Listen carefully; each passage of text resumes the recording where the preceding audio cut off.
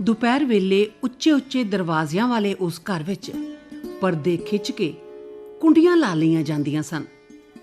ਪਰ ਜਦੋਂ ਬੱਚਿਆਂ ਦੀ ਨਿਗਰਾਨੀ ਲਈ ਬਿਠਾਇਆ ਮੁੰਡੂ ਵੀ ਉਂਗਲਾਉਣ ਲੱਗਦਾ ਤਾਂ ਰਵਿੰਦਰ, ਜਿਹੜਾ ਹੁਣ ਤੱਕ ਸੌਣ ਦਾ ਨਾਟਕ ਕਰ ਰਿਹਾ ਹੁੰਦਾ ਸੀ, ਹੌਲੀ ਜਿਹੀ ਉੱਠਦਾ, ਦੱਬੇ ਪੈਰ ਦਰਵਾਜ਼ੇ ਤੱਕ ਆਉਂਦਾ, ਸਟੂਲ ਰੱਖ ਕੇ ਕੁੰਡੀ ਖੋਲ੍ਹਦਾ ਤੇ ਬਾਹਰ ਨਿਕਲ ਕੇ ਪੌੜੀਆਂ ਚੜ੍ਹ ਛੱਤ ਤੇ ਉਸ ਥਾਂ ਤੇ ਪਹੁੰਚ ਜਾਂਦਾ ਜਿੱਥੇ ਅਚਾਰ ਮੁਰੱਬਿਆਂ ਦੇ ਮਰਤਬਾਨ ਧੁੱਪ ਲਗਵਾਉਣ ਲਈ ਰੱਖੇ ਹੁੰਦੇ ਸਨ। ਤਾਂ ਬਸ ਫੇਰ ਬਨੇਰੇ ਤੇ ਬਹਿ ਕੇ ਅਚਾਰ ਮੁਰੱਬਿਆਂ ਦਾ ਆਨੰਦ ਭਰੀ ਦੁਪਹਿਰ ਵਿੱਚ ਲਿਆ ਜਾਂਦਾ। ਹਵਾ ਦੇ ਝੌਂਕੇ ਵਰਗਾ ਸਾਡਾ ਇਹ ਮਹਾਨ ਹੀਰੋ 7 ਮਈ ਨੂੰ 1861 ਈਸਵੀ ਵਿੱਚ ਪੈਦਾ ਹੋਇਆ। ਉਹ ਆਪਣੇ ਮਾਤਾ ਪਿਤਾ ਦੀ 14ਵੀਂ ਸੰਤਾਨ ਸੀ। ਪਿਤਾ ਦਵਿੰਦਰ ਨਾਥ ਮਹਾਨ ਵਿਅਕਤੀ ਸਨ। ਮਾਂ ਦਾ ਸਾਥ ਬਾਲਕ ਰਵਿੰਦਰ ਨੂੰ ਬਹੁਤੀ ਦੇਰ ਤੱਕ ਨਹੀਂ ਮਿਲ ਸਕਿਆ। ਸਭ ਤੋਂ ਛੋਟੇ ਹੋਣ ਕਾਰਨ ਪਿਤਾ ਦਾ ਸਭ ਤੋਂ ਜ਼ਿਆਦਾ ਪਿਆਰ ਇਹਨਾਂ ਨੂੰ ਹੀ ਮਿਲਿਆ। ਪਿਤਾ ਕੰਮ ਦੇ ਸਿਲਸਿਲੇ 'ਚ ਜਿੱਥੇ ਵੀ ਜਾਂਦੇ, ਰਵਿੰਦਰ ਨੂੰ ਨਾਲ ਲੈ ਕੇ ਜਾਂਦੇ। 16 ਸਾਲ ਤੱਕ ਰਵਿੰਦਰ ਦੀ ਪੜ੍ਹਾਈ ਘਰ ਵਿੱਚ ਹੋਈ। 17ਵੇਂ ਸਾਲ ਉਹਨਾਂ ਨੂੰ ਪੜ੍ਹਨ ਲਈ ਇੰਗਲੈਂਡ ਭੇਜ ਦਿੱਤਾ ਗਿਆ। ਉੱਥੇ ਉਹਨਾਂ ਅੰਗਰੇਜ਼ੀ ਭਾਸ਼ਾ ਤੇ ਸਾਹਿਤ ਦਾ ਅਧਿਐਨ ਕੀਤਾ। ਰਾਸ਼ਟਰਗਾਨ ਦੇ ਰਚਇਤਾ ਗੁਰੂਦੇਵ ਦੇ ਸਿੱਖਿਆ ਦੇ ਖੇਤਰ ਵਿੱਚ ਪ੍ਰਯੋਗ ਬਿਲਕੁਲ ਨਵੇਂ ਸਨ। ਵੈਸੇ ਤਾਂ ਹਰ ਖੇਤਰ ਵਿੱਚ ਆਪਣੀ ਕ੍ਰਾਂਤੀਕਾਰੀ ਵਿਚਾਰਧਾਰਾ ਨਾਲ ਉਹ ਮੋਹਰੀ ਰਹੇ ਸਾਰੀ ਉਮਰ। ਅੰਗਰੇਜ਼ੀ ਸਾਹਿਤ ਦੇ ਵਿਦਵਾਨ ਡਾਕਟਰ ਰਮਨੀਤਾ ਸ਼ਾਰਦਾ ਆਪਣੇ ਲਫ਼ਜ਼ਾਂ 'ਚ ਗੁਰੂਦੇਵ ਬਾਰੇ ਦੱਸ ਰਹੇ ਨੇ। ਰਵਿੰਦਰਨਾਥ ਟੈਗੋਰ ਉਹ ਸ਼ਖਸੀਅਤ ਹਨ ਜਿਨ੍ਹਾਂ ਨੇ ਨਾ ਕੇਵਲ ਭਾਰਤ ਨੂੰ ਬਲਕਿ ਮੈਂ ਸਮਝਦੀ ਹਾਂ ਕਿ ਪੂਰੇ ਈਸਟ ਨੂੰ ਇੱਕ ਖਾਸ ਮਾਣ ਦਿਵਾਇਆ, ਕਿਉਂਕਿ ਇਹ ਪਹਿਲੇ ਐਸੇ ਲੇਖਕ ਸੀਗੇ ਜਿਨ੍ਹਾਂ ਨੂੰ ਨੋਬਲ ਪ੍ਰਾਈਜ਼ ਮਿਲਿਆ ਯੂਰਪ ਤੋਂ ਬਾਹਰ ਕਿਸੇ ਵੀ ਹੋਰ ਕੰਟੀਨੈਂਟ 'ਚ। ਲੇਖਕ ਦੇ ਤੌਰ ਤੇ ਉਹਨਾਂ ਨੇ ਕਵਿਤਾਵਾਂ ਲਿਖੀਆਂ, ਉਹਨਾਂ ਨੇ ਨਾਟਕ ਲਿਖੇ, ਉਹਨਾਂ ਨੇ ਮਿਊਜ਼ਿਕ ਵੀ ਕੰਪੋਜ਼ ਕੀਤਾ, ਔਰ ਉਹ ਫਿਲੋਸਫਰ ਵੀ ਸੀਗੇ, ਸਮਾਜ ਸੁਧਾਰਕ ਵੀ ਸੀਗੇ, ਔਰ ਇੱਕ ਗਜ਼ਬ ਦੇ ਪੇਂਟਰ ਵੀ ਸੀਗੇ। ਇੱਕ ਸ਼ਖਸੀਅਤ ਦੇ ਵਿੱਚ ਇੰਨਾ ਕੁਛ ਹੋਣਾ ਇੱਕ ਅਜੂਬਾ ਹੀ ਲੱਗਦਾ ਹੈ। ਜੇ ਰਵਿੰਦਰਨਾਥ ਟੈਗੋਰ ਜੀ ਤੇ ਗੱਲ ਕਰੀਏ ਤੇ ਇੰਝ ਲੱਗਦਾ ਹੈ ਕਿ ਇੱਕ ਬੰਦੇ ਤੇ ਨਹੀਂ, ਅਸੀਂ ਕਈ ਸ਼ਖਸੀਅਤਾਂ ਤੇ ਗੱਲ ਕਰਨੀ ਹੈ। ਰਵਿੰਦਰਨਾਥ ਟੈਗੋਰ ਸਾਨੂੰ ਮਾਨ ਸਨਮਾਨ ਦਿਵਾਉਣ ਵਾਲੀ ਸ਼ਖਸੀਅਤ ਹਨ। ਜਦੋਂ ਗੀਤਾਂਜਲੀ ਨੂੰ ਟਰਾਂਸਲੇਟ ਕੀਤਾ ਗਿਆ ਤੇ ਉਹਦਾ ਜਿਹੜਾ ਪ੍ਰੈਫੇਸ ਸੀਗਾ ਜਿਹੜਾ ਕਿਤਾਬ ਦਾ, ਉਹ ਇੱਕ ਨੋਬਲ ਲੌਰੀਏਟ ਨੇ ਲਿਖਿਆ ਸੀਗਾ। ਆਇਰਿਸ਼ ਪੋਇਟ ਸੀਗੇ W.B. ਯੇਟਸ। ਉਹਨਾਂ ਨੇ ਉਹਦਾ ਪ੍ਰੈਫੇਸ ਲਿਖਿਆ। ਆਪਣੀ ਜ਼ਿੰਦਗੀ ਦੇ ਦੌਰਾਨ ਕਈ ਯਾਤਰਾਵਾਂ ਕੀਤੀਆਂ, 30 ਤੋਂ ਜ਼ਿਆਦਾ ਦੇਸ਼ਾਂ ਦੇ ਵਿੱਚ ਉਹ ਘੁੰਮ ਚੁੱਕੇ ਸੀਗੇ, ਔਰ ਹਰ ਇੱਕ ਦੇਸ਼ ਦੇ ਵਿੱਚ ਉਹ ਐਸੀਆਂ ਸ਼ਖਸੀਅਤਾਂ ਨਾਲ ਮਿਲੇ ਜਿਨ੍ਹਾਂ ਬਾਰੇ ਅੱਜ ਦੇ ਦਿਹਾੜੇ ਪੜ੍ਹਦੇ ਹਾਂ। ਉਹ ਵਿਲੀਅਮ ਬਟਲਰ ਯੇਟਸ ਨੂੰ ਮਿਲੇ, ਐਜ਼ਰਾ ਪਾਉਂਡ ਨੂੰ ਮਿਲੇ, ਰੋਬਰਟ ਬ੍ਰਿਜਿਸ ਨੂੰ ਮਿਲੇ, ਅਰਨੈਸਟ ਰਾਈਜ਼ ਨੂੰ ਮਿਲੇ। ਉਸ ਤੋਂ ਇਲਾਵਾ ਉਹਨਾਂ ਨੇ ਆਈਨਸਟਾਈਨ ਨਾਲ ਵੀ ਗੱਲਬਾਤ ਕੀਤੀ, ਔਰ ਇੱਕ ਫਿਲੋਸਫਰ ਹੋਣ ਦੇ ਨਾਤੇ ਆਈਨਸਟਾਈਨ ਨੂੰ ਬਹੁਤ ਹੀ ਸੋਹਣਾ ਇੱਕ ਉਹਨਾਂ ਨੇ ਸਵਾਲ ਪੁੱਛਿਆ ਕਿ ਸਾਡੀ ਰੋਜ਼ਮਰਾ ਦੀ ਜ਼ਿੰਦਗੀ ਦੇ ਵਿੱਚ, ਇੱਕ ਆਮ ਆਦਮੀ ਦੀ ਜ਼ਿੰਦਗੀ ਦੇ ਵਿੱਚ, ਇੱਕ ਇਨਸਾਨੀ ਜ਼ਿੰਦਗੀ ਦੇ ਵਿੱਚ ਕਿੰਨਾ ਕੁਛ ਸਾਡੇ ਅੰਦਰ ਇਹੋ ਜਿਹੇ ਪ੍ਰਭਾਵ ਹੁੰਦੇ ਹੈ ਜਿਹੜੇ ਕਿ ਨੈਗੇਟਿਵ ਹੁੰਦੇ ਆ, ਜਿਹੜੇ ਸ਼ੈਤਾਨੀ ਪ੍ਰਭਾਵ ਦੇ ਹੁੰਦੇ ਆ, ਪਰ ਉਹਨਾਂ ਨੂੰ ਕਾਬੂ ਕਰਨ ਲਈ ਸਾਡਾ ਇੱਕ ਅਸਤਿਤਵ, ਸਾਡਾ ਇੱਕ ਕੈਰੈਕਟਰ ਹੁੰਦਾ, ਅਸੀਂ ਉਹਦੇ ਨਾਲ ਉਹਨੂੰ ਕਾਬੂ ਕਰ ਲੈਂਦੇ ਹਾਂ। ਕਿ ਜਿਹੜਾ ਫਿਜ਼ੀਕਲ ਵਰਲਡ ਹੈਗਾ ਜਿਹਨੂੰ ਆਈਨਸਟਾਈਨ ਸਟੱਡੀ ਕਰ ਰਹੇ ਸੀ, ਕਿ ਉਹਦੇ ਵਿੱਚ ਵੀ ਇਸ ਤਰ੍ਹਾਂ ਦਾ ਕੋਈ ਸਿਸਟਮ ਹੈਗਾ ਆ ਜਿਹਦੇ ਨਾਲ ਕਿ ਜਿੰਨਾ ਕਿਓਸ ਹੈ ਉਹਦੇ ਤੇ ਕੋਈ ਸ਼ਕਤੀ ਹੈ ਜਿਹੜੀ ਕਾਬੂ ਪਾ ਸਕਦੀ ਹੈ। ਗੁਰੂਦੇਵ ਸੰਬੋਧਨ ਉਹਨਾਂ ਨੂੰ ਗਾਂਧੀ ਜੀ ਤੋਂ ਮਿਲਿਆ। ਬਹੁਤ ਦੋਸਤੀ ਤੇ ਪਿਆਰ ਸੀ ਦੋਵਾਂ ਵਿੱਚ। ਬੰਗ ਭੰਗ ਅੰਦੋਲਨ ਦੇ ਦੌਰਾਨ ਦੋਵੇਂ ਬਹੁਤ ਨੇੜੇ ਆ ਗਏ ਸਨ ਇੱਕ ਦੂਜੇ ਦੇ। ਕਹਾਣੀਆਂ ਹੋਣ ਜਾਂ ਕਵਿਤਾਵਾਂ, ਨਾਟਕ ਹੋਣ ਜਾਂ ਨਾਵਲ, ਗੁਰੂਦੇਵ ਦਾ ਕੋਈ ਸਾਨੀ ਤੁਹਾਨੂੰ ਨਹੀਂ ਮਿਲੇਗਾ। ਗੁਰੂਦੇਵ ਟੈਗੋਰ ਦੇ ਸਾਹਿਤ ਬਾਰੇ ਰਮਨੀਤਾ ਸ਼ਾਰਦਾ ਦਾ ਕਹਿਣਾ ਹੈ, ਜੇ ਮੈਂ ਉਹਨਾਂ ਨੂੰ ਕਵੀ ਦੇ ਤੌਰ ਤੇ ਦੇਖਾਂ, ਗੀਤਾਂਜਲੀ ਦੇ ਵਿੱਚ, ਗੀਤਾਂਜਲੀ ਉਹ ਕਵਿਤਾ ਦਾ ਸੰਗ੍ਰਹਿ ਹੈ ਜਿਹਦੇ ਵਿੱਚ ਉਹ ਇੱਕ ਗੀਤਾਂ ਦੀ ਅੰਜਲੀ ਜਿਹੜੀ ਉਹਨਾਂ ਨੇ ਆਪਣੇ ਪਰਮਪਿਤਾ ਪਰਮਾਤਮਾ ਨੂੰ ਯਾਦ ਕਰਦੇ ਹੋਏ ਉਹਦੇ ਨਾਲ ਸਾਡਾ ਕੀ ਸੰਬੰਧ ਹੈ, ਇੱਕ ਇਨਸਾਨ ਦਾ ਕੀ ਸੰਬੰਧ ਹੈ, ਉਹ ਇੱਕ ਬਹੁਤ ਹੀ ਗਹਿਰਾਈ ਦੇ ਵਿੱਚ ਸਪਿਰਿਚੁਅਲ ਐਸਪੈਕਟ ਹੈ ਉਹਨਾਂ ਦੀ ਪਰਸਨੈਲਿਟੀ ਦਾ, ਉਹਨੂੰ ਉਹ ਦਰਸਾਉਂਦਾ ਹੈ। ਜੇ ਅਸੀਂ ਉਹਨਾਂ ਦੇ ਵਾਰਤਕ ਤੇ ਜਾਈਏ, ਉਹਨਾਂ ਦੇ ਬਹੁਤ ਸਾਰੇ ਰਾਈਟਅਪ ਸੀਗੇ ਜਿਹੜੇ ਕਿ ਸਾਡੇ ਦੇਸ਼ 'ਚ ਹੀ ਨਹੀਂ ਬਾਕੀ ਹੋਰ ਦੇਸ਼ਾਂ ਨੂੰ ਵੀ ਉਹਨਾਂ ਨੇ ਬਹੁਤ ਜਾਗਰਿਤ ਕੀਤਾ। ਤੇ ਜਨ ਗਣ ਮਨ ਲਿਖਣ ਵਾਲੇ ਰਵਿੰਦਰਨਾਥ ਟੈਗੋਰ ਹੀ ਨੇ। ਡਰਾਮੇ ਜਿਹੜੇ ਉਹਨਾਂ ਨੇ ਲਿਖੇ, ਉਹਦੇ ਵਿੱਚ ਰਵਿੰਦਰ ਨ੍ਰਿਤਯ ਨਾਟਿਆ ਇਕੱਠੀ ਕਿਤਾਬ ਹੈ, ਉਹ ਜਾਣੀ ਜਾਂਦੀ। ਉਹਦੇ ਵਿੱਚ ਹੈਗੇ ਚਿਤਰਾਂਗਦਾ, ਚੰਡਾਲਿਕਾ ਤੇ ਸ਼ਿਆਮਾ। ਇਹ ਤਿੰਨ ਉਹਨਾਂ ਦੇ ਖਾਸ ਨਾਟਕ ਹਨ ਜਿਹੜੇ ਉਹਨਾਂ ਨੇ ਰਚੇ। ਉਹਨਾਂ ਦੇ ਨੋਵਲਸ ਦੇ ਉੱਪਰ ਫਿਲਮਾਂ ਵੀ ਬਣੀਆਂ। ਚੌਖਰ ਬਾਲੀ ਸਤਜੀਤ ਰੇ ਨੇ ਬਾਅਦ ਚੋਂ ਉਹਨਾਂ ਦੀ ਇੱਕ ਫਿਲਮ ਬਣਾਈ ਸੀ ਜਿਹਨੂੰ ਬਹੁਤ ਸਾਰੇ ਅਵਾਰਡਸ ਵੀ ਮਿਲੇ। ਘਰ ਬਾਰ ਇੱਕ ਹੋਰ ਉਹਨਾਂ ਦਾ ਰਾਈਟਅਪ ਸੀ ਜਿਹਦੇ ਉੱਤੇ ਫਿਲਮ ਬਣੀ।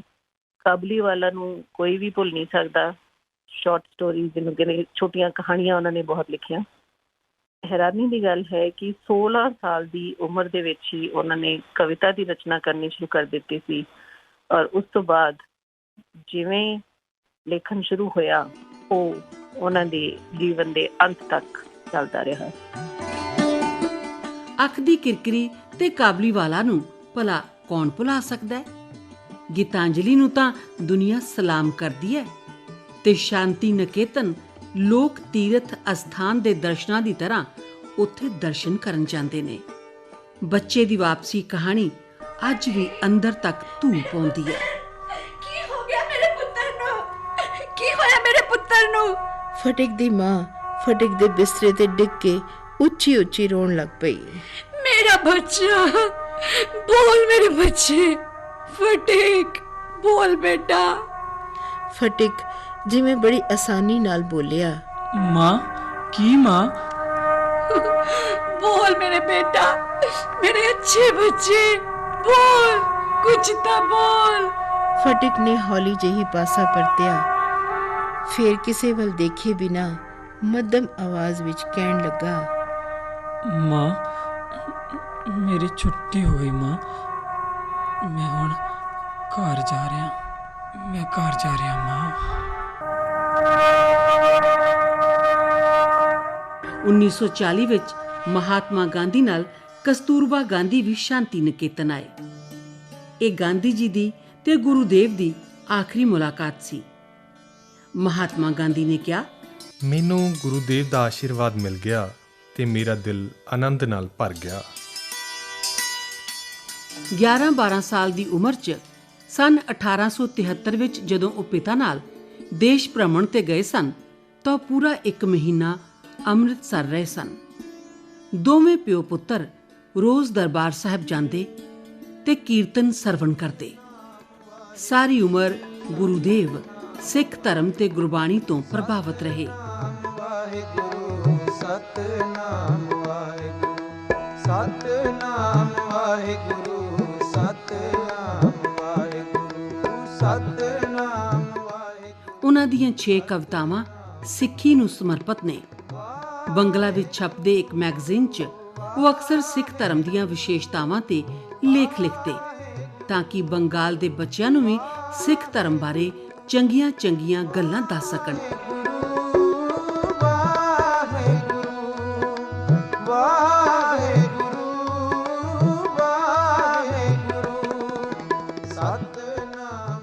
ਉਹਨਾਂ ਦਾ ਪੰਜਾਬ ਦੇ ਨਾਲ ਇੱਕ ਖਾਸ ਰਿਸ਼ਤਾ ਸੀ।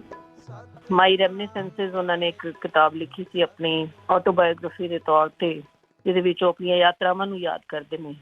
ਉੱਥੇ ਉਹ ਗੋਲਡਨ ਟੈਂਪਲ ਬਾਰੇ ਕਹਿੰਦੇ ਨੇ ਕਿ ਉਹ ਮੈਨੂੰ ਇੱਕ ਸੁਪਨੇ ਦੀ ਤਰ੍ਹਾਂ ਹਰਿਮੰਦਰ ਸਾਹਿਬ ਮੇਰੇ ਕੋਲ ਬਾਰ-ਬਾਰ ਵਾਪਸ ਆਉਂਦਾ ਹੈ। ਬਹੁਤ ਵਾਰ ਮੈਂ ਗੁਰੂ ਦਰਬਾਰ ਦੇ ਵਿੱਚ ਗਿਆ ਔਰ ਉੱਥੇ ਜਿਹੜੀ ਰੱਬੀ ਧੁਨ ਦੀ ਜਿਹੜੀ ਚੈਂਟਿੰਗ ਹੁੰਦੀ ਉਹਨੂੰ ਗਾਇਆ ਜਾਂਦਾ ਹੈ, ਜਿਹੜਾ ਕੀਰਤਨ ਹੈ, ਉਹ ਮੈਨੂੰ ਲਗਾਤਾਰ ਸੁਣਾਈ ਦਿੰਦਾ ਹੈ। ਮੈਂ ਤੇ ਮੇਰੇ ਪਿਤਾ ਜੀ ਅਸੀਂ ਉੱਥੇ ਅਕਸਰ ਬੈਠ ਕੇ ਸੰਗਤ ਦੇ ਵਿੱਚ ਉਹਨੂੰ ਸੁਣਿਆ ਕਰਦੇ ਸੀ ਔਰ ਪਿਤਾ ਜੀ ਵਿੱਚ ਕਦੀ ਉਹ ਜਿਹੜਾ ਕੀਰਤਨ ਹੋਇਆ ਕਰਦਾ ਸੀ ਉਹਨੂੰ ਨਾਲ ਗਾਇਆ ਵੀ ਕਰਦੇ ਸੀ। ਔਰ ਦੂਸਰਾ ਉਹਨਾਂ ਦਾ ਪੰਜਾਬ ਦੇ ਨਾਲ ਗਹਿਰਾ ਰਿਸ਼ਤਾ ਕਿ ਉਹਨਾਂ ਨੇ ਜਦੋਂ ਜਲਿਆਂਵਾਲਾ ਬਾਗ ਦੀ ਭਰੀ ਘਟਨਾ ਜਦੋਂ ਵਾਪਰੀ, ਉਹਨਾਂ ਨੇ ਆਪਣਾ ਅੰਗਰੇਜ਼ਾਂ ਦੁਆਰਾ ਦਿੱਤਾ ਹੋਇਆ ਟਾਈਟਲ ਵਾਪਸ ਕੀਤਾ। ਇਹ ਉਹਨਾਂ ਦਾ ਦੂਸਰਾ ਗਹਿਰਾ ਰਿਸ਼ਤਾ ਪੰਜਾਬ ਦੇ ਨਾਲ ਸੀ। 1913 ਵਿੱਚ ਉਹਨਾਂ ਨੂੰ ਗੀਤਾਂਜਲੀ ਤੇ ਨੋਬਲ ਪੁਰਸਕਾਰ ਮਿਲਿਆ। ਰਕਮ ਵੱਡੀ ਸੀ। ਗੁਰੂਦੇਵ ਨੇ ਇੱਕ ਟਰਸਟ ਖੋਲ੍ਹ ਦਿੱਤਾ ਤੇ ਇਸ ਟਰਸਟ ਨੇ ਇੱਕ ਬੈਂਕ ਦੀ ਸਥਾਪਨਾ ਕੀਤੀ।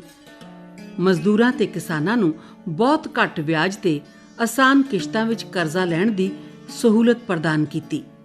ਪੁਰਸਕਾਰ ਦੀ ਕੁਝ ਰਾਸ਼ੀ ਵਿਸ਼ਵ ਭਾਰਤੀ ਲਈ ਖਰਚੀ ਗਈ, ਪਰ ਵਿਸ਼ਵ ਭਾਰਤੀ ਨੂੰ ਅਜੇ ਹੋਰ ਧਨ ਦੀ ਜ਼ਰੂਰਤ ਸੀ। ਰਵਿੰਦਰ ਬਾਬੂ ਨੇ ਆਪਣੇ ਸਾਥੀਆਂ ਨਾਲ ਮਿਲ ਕੇ ਨਰਤਕਾਂ ਦਾ ਬਾਣਾ ਧਾਰਨ ਕੀਤਾ ਤੇ ਧਨ ਇਕੱਠਾ ਕਰਨ ਲਈ ਦੇਸ਼ ਭ੍ਰਮਣ ਤੇ ਨਿਕਲ ਗਏ। ਸਭ ਤੋਂ ਪਹਿਲਾਂ ਉੱਤਰ ਭਾਰਤ ਦਾ ਦੌਰਾ ਕੀਤਾ ਗਿਆ। ਲੋਕ ਟੈਗੋਰ ਦੇ ਨਾਂ ਤੇ ਹੀ ਇਕੱਠਾ ਹੋਣਾ ਸ਼ੁਰੂ ਹੋ ਜਾਂਦੇ। ਇਹ ਟੋਲਾ ਘੁੰਮਦਾ ਦਿੱਲੀ ਪਹੁੰਚ ਗਿਆ। ਗਾਂਧੀ ਜੀ ਨੂੰ ਪਤਾ ਲੱਗਿਆ ਤਾਂ ਉਹਨਾਂ ਦਾ ਸਿਰ ਸ਼ਰਧਾ ਨਾਲ ਝੁਕਿਆ। ਗਾਂਧੀ ਜੀ ਨੇ ਆਪਣੇ ਪੈਸੇ ਵਾਲੇ ਮਿੱਤਰਾਂ ਤੇ ਸਹਿਯੋਗੀਆਂ ਤੋਂ ਧਨ ਇਕੱਠਾ ਕਰਨਾ ਸ਼ੁਰੂ ਕਰ ਦਿੱਤਾ ਤੇ ਗੁਰੂਦੇਵ ਨੂੰ ਇੱਕ ਵੱਡੀ ਰਕਮ ਸਮਰਪਿਤ ਕਰ ਦਿੱਤੀ ਵਿਸ਼ਵ ਭਾਰਤੀ ਲਈ। ਉਸ ਤੋਂ ਬਾਅਦ ਗਾਂਧੀ ਜੀ ਨੇ ਪੰਡਿਤ ਨਹਿਰੂ ਨੂੰ ਕਿਹਾ ਕਿ ਸਰਕਾਰ ਵੱਲੋਂ ਵਿਸ਼ਵ ਭਾਰਤੀ ਵਿਸ਼ਵ ਵਿਦਿਆਲਿਆ ਨੂੰ ਮਾਨਤਾ ਦਿੱਤੀ ਜਾਵੇ ਤੇ ਇੰਨਾ ਧਨ ਦਿੱਤਾ ਜਾਵੇ ਕਿ ਗੁਰੂਦੇਵ ਨੂੰ ਇਸ ਉਮਰ ਵਿੱਚ ਇਸ ਤਰ੍ਹਾਂ ਘੁੰਮ ਕੇ ਪੈਸੇ ਇਕੱਠੇ ਨਾ ਕਰਨੇ ਪੈਣ। ਉਹਨਾਂ ਨੇ ਆਪਣੇ ਆਖਰੀ ਦਿਨ ਸ਼ਾਂਤੀ ਨਿਕੇਤਨ ਦੇ ਵਿੱਚ ਉੱਥੇ ਉਹਨਾਂ ਨੇ ਬਿਤਾਏ। ਉਹਨਾਂ ਨੇ ਉੱਥੇ ਇੱਕ ਆਸ਼ਰਮ ਬਣਾਇਆ। ਅੱਜ ਉਹ ਵਿਸ਼ਵ ਭਾਰਤੀ ਯੂਨੀਵਰਸਿਟੀ ਦੇ ਨਾਮ ਤੇ ਜਾਣੀ ਜਾਂਦੀ ਹੈ ਉਹ ਜਗ੍ਹਾ। ਔਰ ਇੱਕ ਖਾਸ ਕਿਸਮ ਦਾ ਉਹਨਾਂ ਨੇ ਮਾਹੌਲ ਬਣਾਇਆ। ਇਹ ਜਾਣ ਕੇ ਤੁਹਾਨੂੰ ਬਹੁਤ ਹੈਰਾਨੀ ਹੋਏਗੀ ਕਿ ਜਿਹਨੂੰ ਆਪਾਂ ਫਾਰਮਲ ਐਜੂਕੇਸ਼ਨ ਕਹਿੰਦੇ ਆ, ਜਿਸ ਤਰ੍ਹਾਂ ਸਕੂਲ ਜਾਂ ਕਾਲਜ ਜਾ ਕੇ ਕਿਸੇ ਸਿੱਖਿਆ ਨੂੰ ਪ੍ਰਾਪਤ ਕਰਨਾ, ਇਹ ਰਵਿੰਦਰਨਾਥ ਟੈਗੋਰ ਜੀ ਨੇ ਨਹੀਂ ਕੀਤਾ। ਉਹਨਾਂ ਨੇ ਫਾਰਮਲ ਐਜੂਕੇਸ਼ਨ ਉਹ ਜ਼ਰੂਰ ਗਏ ਸੀਗੇ ਯੂਰਪ ਦੇ ਵਿੱਚ ਪੜ੍ਹਨ ਵਾਸਤੇ, ਲੇਕਿਨ ਉਹਨਾਂ ਨੇ ਆਪਣੀ ਡਿਗਰੀ ਪੂਰੀ ਨਹੀਂ ਕੀਤੀ, ਉਹ ਵਾਪਸ ਆ ਗਏ। ਔਰ ਅੱਜ ਦੇ ਦਿਹਾੜੇ ਦੇ ਵਿੱਚ ਵੀ ਜਿਹੜਾ ਸ਼ਾਂਤੀ ਨਿਕੇਤਨ ਹੈ, ਉੱਥੇ ਜਿਹੜੀ ਪੜ੍ਹਾਈ ਕਰਾਈ ਜਾਂਦੀ ਹੈ ਜਾਂ ਮਾਹੌਲ ਹੈ, ਟੀਚਰ ਸਟੂਡੈਂਟ ਦੇ ਨਾਲ ਬਾਹਰ ਬਹਿ ਕੇ ਵੀ, ਪੇੜਾਂ ਦੇ ਥੱਲੇ ਬਹਿ ਕੇ ਵੀ ਪੜ੍ਹਾਈ ਦਾ ਆਦਾਨ ਪ੍ਰਦਾਨ ਹੁੰਦਾ ਹੈ। ਉੱਥੇ ਪੇਂਟਿੰਗ ਦੀ ਖਾਸ ਤੌਰ ਤੇ ਫਾਈਨ ਆਰਟਸ ਦੀ ਸਿੱਖਿਆ ਦਿੱਤੀ ਜਾਂਦੀ ਹੈ। ਉੱਥੇ ਅੱਜ ਵੀ ਸਾਨੂੰ ਦੇਖਣ ਨੂੰ ਮਿਲਦਾ ਹੈ ਰਵਿੰਦਰਨਾਥ ਟੈਗੋਰ ਜੀ ਦੀਆਂ ਪੇਂਟਿੰਗਸ ਮਿਲਦੀਆਂ ਹਨ। ਉਹਨਾਂ ਦੇ ਹਸਤ ਲਿਖਿਤ ਜਿਹੜੇ ਕਵਿਤਾਵਾਂ ਹਨ ਉਹ ਵੀ ਉੱਥੇ ਪਈਆਂ ਹੋਈਆਂ ਨੇ। ਜੀਵਨ ਦੇ ਅੰਤਮ ਸਾਲ ਸਨ ਜਦੋਂ ਗੁਰੂਦੇਵ ਨੇ 2000 ਤੋਂ ਜ਼ਿਆਦਾ ਚਿੱਤਰ ਬਣਾ ਕੇ ਦੁਨੀਆ ਨੂੰ ਸਮਰਪਿਤ ਕੀਤੇ। ਡਾਕਟਰ ਰਮਨੀਤਾ ਸ਼ਾਰਦਾ ਦੇ ਸ਼ਬਦਾਂ 'ਚ, ਜੇ ਅਸੀਂ ਉਹਨਾਂ ਦੀ ਕਲਾ ਜਿਹੜੇ ਪੇਂਟਿੰਗ ਦੇ ਬਾਰੇ ਗੱਲ ਕਰੀਏ ਤੇ 60 ਸਾਲ ਦੀ ਉਮਰ ਦੇ ਵਿੱਚ ਉਹਨਾਂ ਨੇ ਡਰਾਇੰਗ ਤੇ ਪੇਂਟਿੰਗ ਜਿਹੜੀ ਹੈ ਸ਼ੁਰੂ ਕੀਤੀ ਸੀਗੀ। ਔਰ ਬਹੁਤ ਸਾਰੀਆਂ ਉਹਦੀਆਂ ਫਿਰ ਉਹਨਾਂ ਨੇ ਪ੍ਰਦਰਸ਼ਨੀਆਂ ਲਗਾਈਆਂ। ਔਰ ਪੈਰਿਸ ਦੇ ਵਿੱਚ ਉਹਨਾਂ ਦੀ ਪਹਿਲੀ ਪ੍ਰਦਰਸ਼ਨੀ ਲੱਗੀ। ਬਹੁਤ ਸਾਰੇ ਉਸ ਵਕਤ ਦੇ ਜਿਹੜੇ ਕਲਾਕਾਰ ਸੀਗੇ ਉਹਨਾਂ ਨੇ ਬਹੁਤ ਜ਼ਿਆਦਾ ਸ਼ਲਾਘਾ ਕੀਤੀ ਉਹਦੀ। ਇਹ ਹੈਰਾਨੀ ਦੀ ਗੱਲ ਹੈ, ਉਹਨਾਂ ਨੂੰ ਲਾਲ ਤੇ ਹਰੇ ਰੰਗ ਦੀ ਉਹਨਾਂ ਨੂੰ ਪਹਿਚਾਣ ਨਹੀਂ ਸੀ, ਕਲਰ ਬਲਾਈਂਡ ਜਿਹਨੂੰ ਆਪਾਂ ਕਹਿੰਦੇ ਹਾਂ।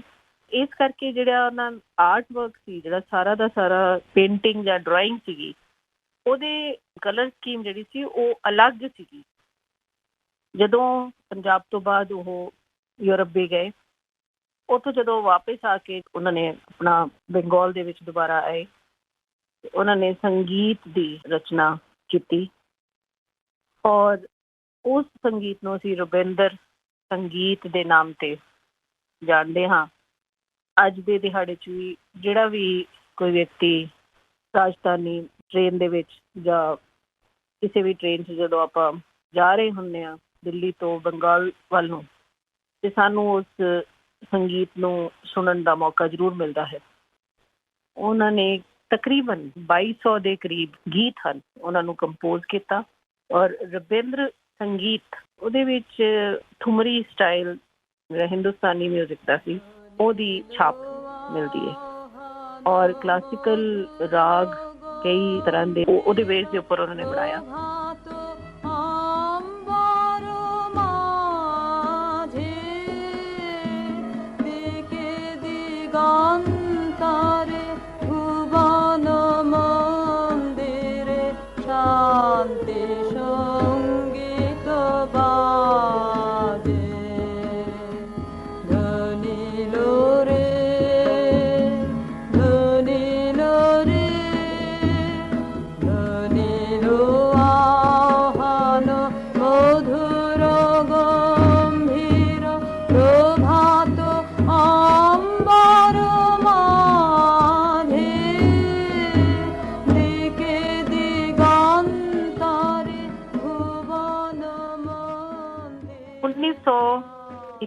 ਦੇ ਵਿੱਚ ਅਮਰ ਸੋਨਾਰ ਬਾਂਗਲਾਦੇਸ਼ ਦਾ ਬਣਿਆ ਨੈਸ਼ਨਲ ਐਂਥਮ ਉਹਨਾਂ ਨੇ ਆਪਣੇ ਬੰਗਾਲ ਵਾਸਤੇ ਲਿਖਿਆ। ਇਹ 1905 ਦੇ ਵਿੱਚ ਜਦੋਂ ਪਾਰਟੀਸ਼ਨ ਆਫ ਬੰਗਾਲ ਪਹਿਲਾ ਹੋਇਆ ਤੇ ਉਹਦੇ ਪ੍ਰੋਟੈਸਟ ਵਿੱਚ ਲਿਖਿਆ ਗਿਆ ਸੀ, ਉਹਨੂੰ ਰੋਕਣ ਵਾਸਤੇ ਲਿਖਿਆ ਗਿਆ ਸੀ। ਇਸ ਤੋਂ ਇਲਾਵਾ ਭਾਰਤ ਭਾਗਯੋ ਵਿਧਾਤਾ ਉਹਦੇ 5 ਪੈਰੇ ਜਿਹੜੇ ਸੀ ਉਹ 1911 ਦੇ ਵਿੱਚ ਇੰਡੀਅਨ ਨੈਸ਼ਨਲ ਕਾਂਗਰਸ ਦੇ ਇਹ ਕਲਕੱਤਾ ਸੈਸ਼ਨ ਦੇ ਵਿੱਚ ਪਹਿਲੀ ਵਾਰੀ ਗਾਇਆ ਗਿਆ ਸੀਗਾ ਔਰ 1950 ਦੇ ਵਿੱਚ ਕੌਂਸਟੀਟਿਊਐਂਟ ਅਸੈਂਬਲੀ ਨੇ ਇਹਨੂੰ republic of India the national anthem ਮੰਨ ਲਿਆ ਸੀ। ਔਰ ਇਹ ਵੀ ਕਿਹਾ ਜਾਂਦਾ ਹੈ ਕਿ ਸ਼੍ਰੀਲੰਕਾ ਦਾ ਨੈਸ਼ਨਲ ਐਂਥਮ ਉਹਨਾਂ ਦੇ ਇਸੇ ਕੰਮ ਤੋਂ ਇੰਸਪਾਇਰਡ ਸੀਗਾ। ਨੋਬਲ ਪੁਰਸਕਾਰ ਪ੍ਰਾਪਤ ਕਰਨ ਵਾਲੇ ਉਹ ਪੂਰੇ ਏਸ਼ੀਆ ਵਿੱਚ ਪਹਿਲੇ ਵਿਅਕਤੀ ਸਨ। ਉਹਨਾਂ ਨੂੰ ਸਰ ਦਾ ਖਿਤਾਬ ਮਿਲਿਆ, ਪਰ 1919 ਦੇ ਜਲਿਆਂਵਾਲੇ ਕਾਂਡ ਤੋਂ ਦੁਖੀ ਹੋ ਕੇ ਉਹਨਾਂ ਨੇ ਇਹ ਖਿਤਾਬ ਵਾਪਸ ਕਰ ਦਿੱਤਾ। ਗੁਰੂਦੇਵ ਦੀ ਕਵਿਤਾ ਯਾਦ ਆ ਰਹੀ ਹੈ, ਮੈਂ ਤੈਨੂੰ ਜਾਣ ਨਹੀਂ ਦੇਵਾਂਗੀ। ਇਹ ਮਾਰਮਿਕ ਪਿਆਰੀ ਤੇ ਮਾਸੂਮ ਜਿਹੀ ਕਵਿਤਾ। ਕਵੀ ਯਾਤਰਾ ਤੇ ਜਾਣ ਲੱਗਦਾ ਹੈ, ਸਾਰਾ ਟੱਬਰ ਭੱਜ ਨੱਠ ਕਰ ਰਿਹਾ ਹੈ। ਨੌਕਰ ਚਾਕਰ ਪੈਕਿੰਗ ਵਿੱਚ ਲੱਗੇ ਨੇ, ਘਰ ਵਾਲੀ ਹਰ ਚੀਜ਼ ਸਹੇਜ ਰਹੀ ਹੈ, ਪਰ ਕਵੀ ਦੀ ਛੋਟੀ ਜਿਹੀ ਬੱਚੀ ਦੇਲੀ ਤੇ ਚੁੱਪਚਾਪ ਬੈਠੀ ਹੈ, ਕਿਸੇ ਨਾਲ ਕੋਈ ਗੱਲ ਨਹੀਂ ਕਰ ਰਹੀ। ਜਦੋਂ ਕਵੀ ਜਾਣ ਲੱਗਦਾ ਹੈ, ਉਹ ਅਚਾਨਕ ਬੋਲਦੀ ਹੈ, ਨਹੀਂ, ਮੈਂ ਤੁਹਾਨੂੰ ਜਾਣ ਨਹੀਂ ਦੇਵਾਂਗੀ।